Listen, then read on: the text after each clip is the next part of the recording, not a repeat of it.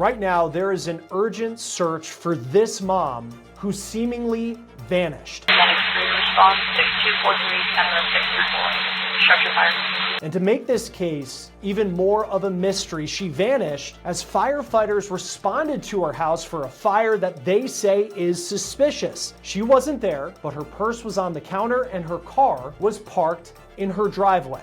It's completely abnormal for her to go this long without talking to her kids or reaching out, you know. We just spoke with Britney Gard's family. The specific item they say law enforcement is now looking for that could be critical in bringing Britney Gard home. We're on the case presented by Law&Crime. I'm Chris Stewart.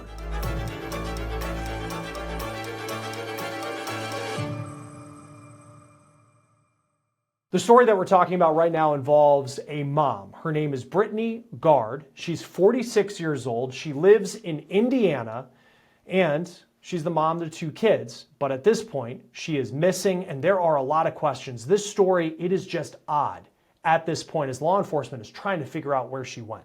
Here's the flyer put out by deputies in Putnam County, Indiana. It's roughly an hour's drive west of Indianapolis. Now, Britney was last seen on September 30th, the last time that law enforcement can confirm that she was either seen or heard from was at 9:24 that evening. I just spoke with her family. You'll hear from them in just a moment. They tell me one of the big items that law enforcement have not been able to find since she went missing is her phone. That phone, which is an iPhone, they say, it wasn't located at her house after the fire, and they haven't been able to find it, at least on their end, using any of the publicly available apps that can help find iPhones. The Putnam County Sheriff has said that the FBI's cellular analysis team is involved looking for any digital footprint that could create a trail. Now, here's what we know about the timeline of when she went missing and where we are at this point. So it was a day after she was last seen or spoken to, according to deputies. That was around 9:30 September 30th, that the next day she didn't show up to her daughter's volleyball game. Now, that was very odd because her friends say that Britney Gard was her kid's biggest cheerleader. This was even her last post on Facebook, September 29th, at one of her daughter's volleyball games. Roughly 24 hours later, that was the last time anyone has seen her. 1-3 response 6243 10-694. Structure fire. Now, not only did she not show up for her daughter's game on October 1st, but here's a major twist in this story that is raising a lot of concerns. Firefighters were called to her home around 7:39 the night of October 1st because smoke was showing from her home. Firefighters put the fire out inside the house, but they say Britney wasn't there. There was no sign of her. Her car was parked in her driveway,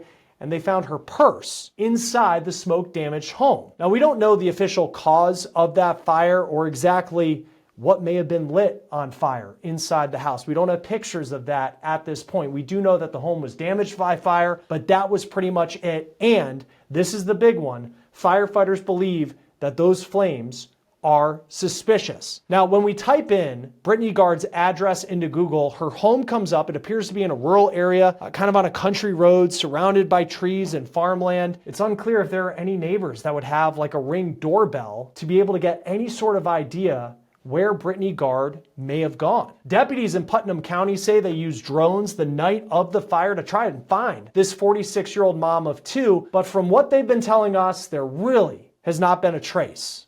Authorities say they even searched a pond near her home, still nothing. Now, we looked into Gard's past, and she doesn't have much of a criminal record. There are a few traffic tickets in there. That's according to our partners at truthfinder.com, but that's really it when it comes to a criminal record. I spoke to Britney Gard's sister and brother-in-law a short time ago. The Putnam County just put a press release out, I think, in the last hour. We were thrilled to see that they're working with the FBI. So that was new information. They finished up their investigation in the house yesterday and turned that over to the family last night. And still she's just vanished. I mean, it's like unbelievable in this day and age. How do you completely disappear? And I know you've probably been asked this question a couple times at this point, but has there ever been any moment like this where she's done something like this before? Never. Never. As far as the fire, I know that they've called it suspicious and they believe it started inside the house. Like, what more have you learned about just just about that? Because I know the timing of it was incredibly suspicious, because I know she wasn't showing up to that volleyball game. I guess from a timeline perspective, I'll give you the compressed version. Our niece spends half her time with her mom, half her time with her dad. She was at her dad's house. She spoke to her mom the night before. Typical, good night, I love you. I'll see you tomorrow at your game. I don't think Brittany's missed any of her volleyball games in any of them. So it was a big surprise when she didn't make it to her daughter's volleyball game. And then when she got a ride home with friends from the team, the fire department and the police were there. So that that all transpired Wednesday evening, and then since then, nobody's had any contact with her that we can find since Wednesday night, Tuesday night, since Tuesday night, and then the fire was on Wednesday, and no one's had any contact or been able to find her. And unfortunately, all the normal like family find your friend tracking Life 360 things, she's just gone. Like can't find her anywhere. Can't find a clue in any direction. When was I know it was in the evening on Tuesday night that the sheriff said was the last time she was seen or heard from. What do you know anything about what she was doing or who the last person was to actually see her?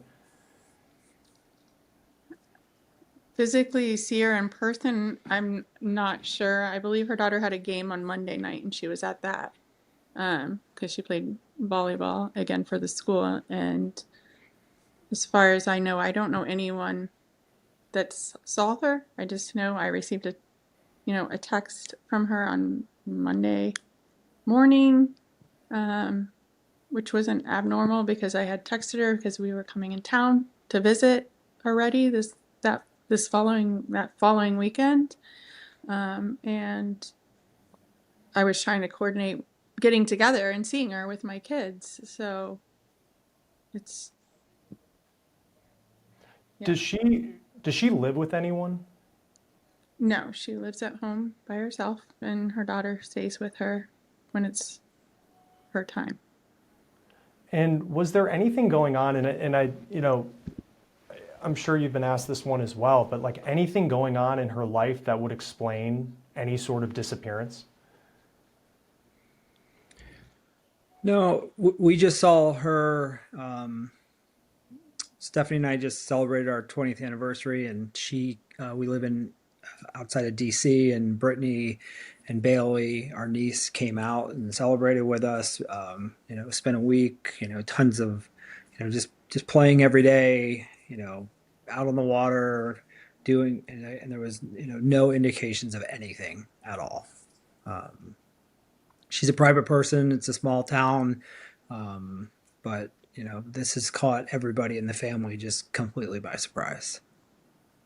What do you want the public to know? I know that you're doing a lot to spread the word on social media, and I know there's a lot of searching going on out in Indiana, but what do you want the people to know who are hearing this story for the first time?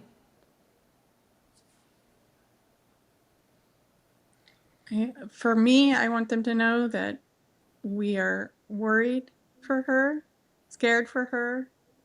If she hears us or sees this or someone saw something, please call 911 or the Putnam County Police.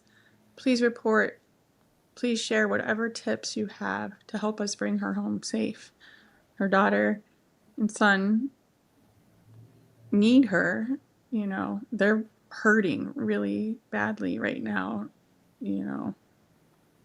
It's completely abnormal for her to go this long without talking to her kids or reaching out. It's it's been difficult. Law enforcement considers Gard missing, endangered. They have not hinted at any foul play at this point in the investigation, but certainly there are a lot of unanswered questions, and this story is very much a mystery. Anyone with information on Britney Gard's whereabouts should call the Putnam County, Indiana Sheriff's Office. All right, we need to take a moment and take a break from this episode of On the Case to talk about something really important, because when we cover true crime, obviously, we see a lot of stories that show that life can change in an instant in ways that you could never expect. I certainly think about that myself when it comes to my own family and making sure my kids' futures are safe and secure. That said, life insurance is one of those things that no one wants to think about until it's too late, because you don't want to think about a day where you might not be there for your family. Maybe it's to pay for college or to keep a roof over their heads. But having a term life insurance policy in place right now means that if something unexpected does happen, they'll have more protection, and you get a little bit more peace of mind that you did everything in your power to help protect them in the future. Fabric by Gerber Life is term life insurance that you can get done today. It is made for busy parents, all online, on your schedule, right from your couch, and you could be covered in under 10 minutes with no health exam required. Millions of families for over 50 years. Their high-quality policies are designed with flexibility to fit your family and your budget, like up to $1 million in coverage for less than $1 a day. They also offer all sorts of other features like free digital wills and even investment tools to plan for your family's financial future, and everything is easy to access right from your phone. So join the thousands of parents who trust Fabric to help protect their family. You can apply today in just minutes at meetfabric.com/OTC. That's meetfabric.com/OTC. meetfabric.com/OTC. Anyone with information on Britney Gard's whereabouts should call the Putnam County, Indiana Sheriff's Office. Joining us now to talk a little bit more about where this case could go next is retired FBI agent Colin Schmidt. Thank you for being with us here on Law and Crime. The last time that Britney Gard was seen was on October 1st, so it's been a couple of days since then. What's law enforcement doing right now at this stage of a search where it doesn't seem like there's been any sign of her? Well, first thing they would do canvass the neighborhood and canvass for video and talk to the neighbors, talk to friends, talk to family members, and most importantly, talk to any spouse or any children and see what they've said, or if there's any issues of domestic violence or anything that was going on in the recent past. And then the second step, as we've talked about many times, is the phones. If they have a phone or if they have her phone number, they'll ping that number and see if they can identify, where that phone is, because 99% of the time, if they can find the phone, they can find the person. If they don't physically have the phone, if you have the phone number, I just think of internet search history sometimes can tell you a lot in these cases about what someone was going through or thinking at the time that they disappeared. How do you get access to something like that if, let's say, you don't have the password, you don't have the username, but you're looking for someone's Google searches? Well, if they were Google searching on their phone and they have a phone number, generally speaking, the law enforcement or the investigators can kind of backtrack and get into the cloud through court orders. And then from the cloud, they can find the Google search history. And then from there, they can find out exactly what's going on. So it's a multi-step process, but it's basically following the trail of internet dust, so to speak, on where this person has been. What does it take to actually get the court order? In an urgent search like this, how difficult is it to get that court order and then eventually get that type of information back with the digital footprint? Well, generally speaking, they have to show some sort of crime occurred before they can get the court order. And right now, she's just appears to be a missing person. So that would be the first step, is if they can predicate or give some probable cause that there is a crime that has had or has occurred. And then the next step is they have to write a lengthy affidavit, submit that to a judge, and then get that up to Apple, if it is an Apple, or Google, if it's an Android, and then from there, get the information back, which sometimes takes a couple of weeks, and then start their analysis. And at this point, she is considered missing, endangered. There's been no mention of foul play by law enforcement. I'm sure there's a lot of people where their minds go that way when you have suspicious circumstances like this, but how does law enforcement approach a case that is just at this point a missing person, as opposed to it being something where you have evidence that a crime occurred? Well, once again, it's going to be the canvas, and then apparently there's quite a few family members and friends out there canvassing, and then they're going to do a preliminary investigation to see if there was any history of domestic violence, or if there was some sort of issue that she may have had with some stranger, or some sort of run-in with, a somebody that was, had some psychological or mental issues, and then they kind of backtrack from there. Unfortunately, in cases like this, if there was a crime that occurred, it's usually statistically it's going to be a family member or a friend or a close associate. Yeah, and let's talk a little bit about the fire, because that took this from being, okay, it's certainly suspicious that this woman wouldn't show up to her volleyball game, but then you have a fire that all we know is it started inside the house, and they believe it's suspicious in nature. So we don't know if it's arson, but we also don't know how much damage it did. But they said it was a fire-damaged home. There was smoke billowing out of the house. What type of evidence can you take away from a fire scene? Well, that's a question for arson investigators, but Sure. the arson investigators, especially with local and fire department arson investigators, as well as the ATF, are very, very good at finding those clues. Because if there was some sort of catalyst to the fire, that's really they'll know based upon smell, based upon location, based upon the way the home was set up, and then from there they just follow the trail of clues, as well as they're going to see if they can get any ring camera activity or any maybe even do a geofence around the home to see what kind of phone activity was going on with the cell sites. I know that they've used the local sheriff's office, and I'm not sure the specific model, but they used drones to kind of look over the area. It appears just based off the address, and from what we can see, it's a very rural community, which is as expected outside of Indianapolis. What type of information, beyond just the visuals you can get from a drone, the type of drone that law enforcement typically has, what kind of information can you get from that? Well, it doesn't appear that the drone they used had any FLIR technology on it, nor would it be useful. FLIR is the forward-looking infrared technology to find people or animals. So they're just trying to see context here to see, okay, is there areas that she could have walked to, she could be hiding? Is there areas where a body could be hidden? Is there, suspicious activity? And then basically from there, they're going to be able to kind of put the puzzle pieces together and determine where they want to focus their search. I know the kind of the cliche line is the first 48 when it comes to a crime and whether it being solved. But in a missing persons case like this, it has been a week, and I know that law enforcement may have more information than they're letting on, but it doesn't appear that they have a lot at this point, at least that they're releasing to the public. A week in, how does the approach you take as a member of law enforcement searching for somebody change compared to when you first learned that that person went missing?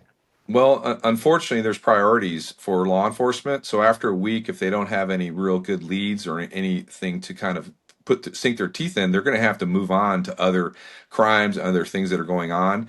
And so that's why the first 48 is so important, because the next 48, there's going to be another crime, another issue, another problem that law enforcement has to address, because law enforcement is set up to react.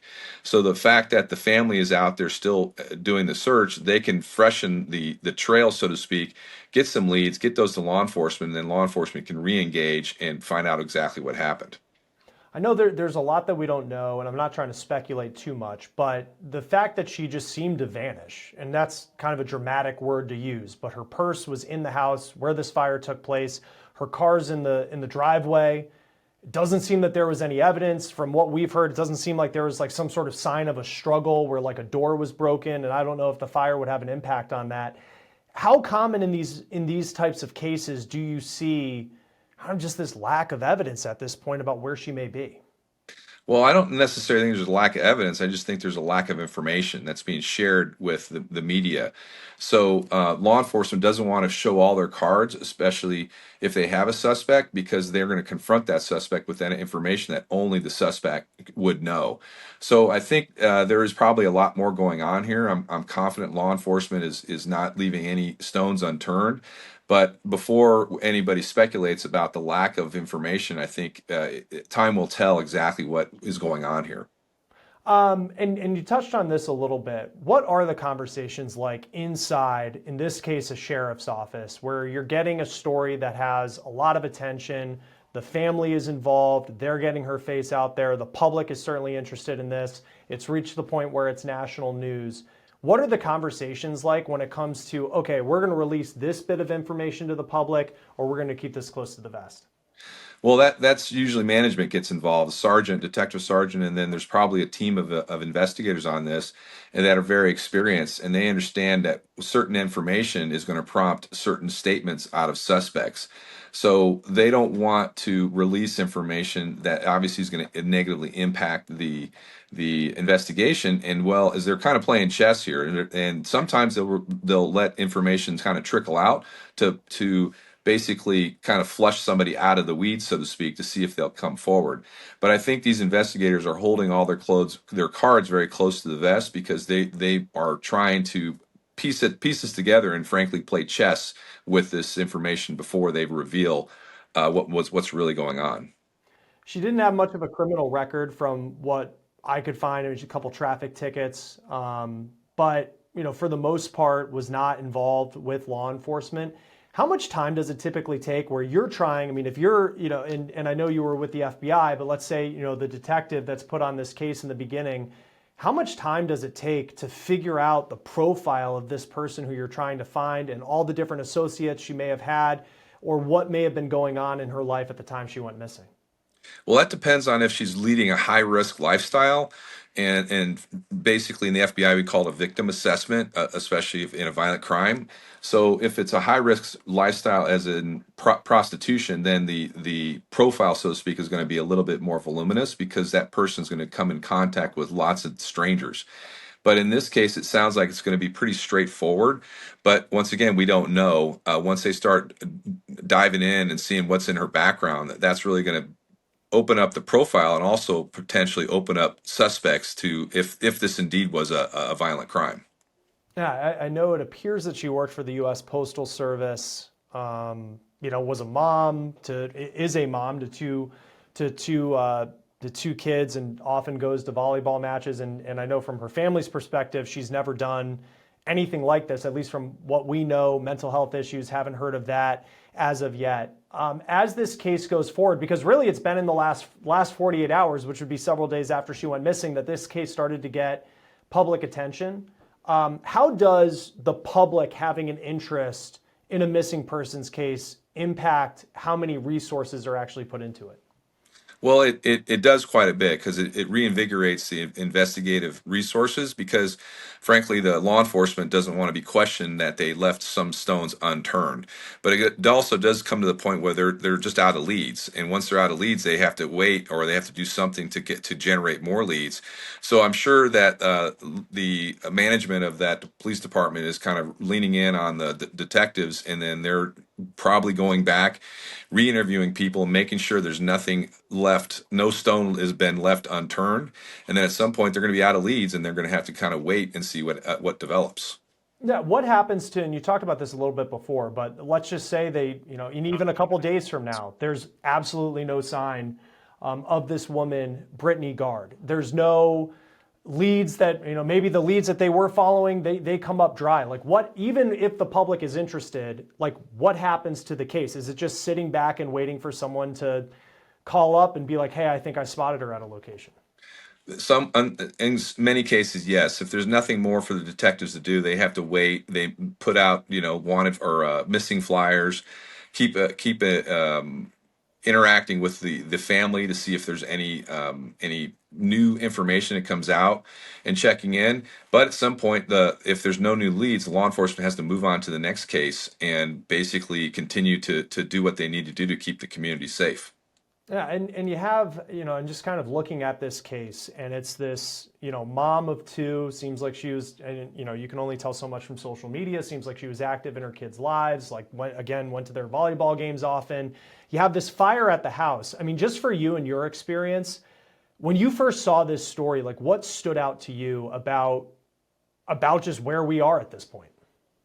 Well, the fire, if that's obviously really creates a lot of suspicion that there's something nefarious that went on here, because that would be somebody making an effort to maybe hide evidence or destroy evidence.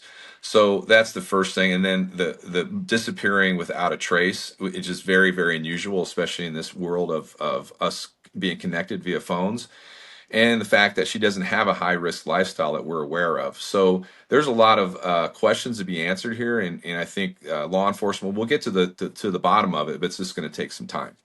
Yeah, and when it comes to, I know her purse was left behind. I think that was on like the kitchen counter. And you think of like the cell phone might be in there, credit cards. When someone leaves behind, and if it's a case where there was foul play, but when this person is missing and these personal items in their purse are left behind, what does that tell you as well? Well, that tells me either they left in a hurry or they left under some other means. Because generally speaking, women don't leave anywhere without a phone. Maybe they may leave a purse behind, but they're going to have their phone with them, and or a wallet or some sort of identification. That's just culturally what's going to happen. So the fact that these things were left behind also is very suspicious and causes concern amongst the law enforcement, because if there was nefarious activity, everybody knows if you don't have a phone with that person, then it's harder to track that person. No, it's just a very interesting case. I mean, certainly odd, the circumstances surrounding it. Hopefully we'll get some answers soon. Retired FBI agent Colin Schmidt, is always great to have you on Law and Crime. Thanks for being with us. Thank you. That will do it for On the Case, presented by Law and Crime. Subscribe to us on YouTube and Spotify. I'm Chris Stewart. We'll see you next time.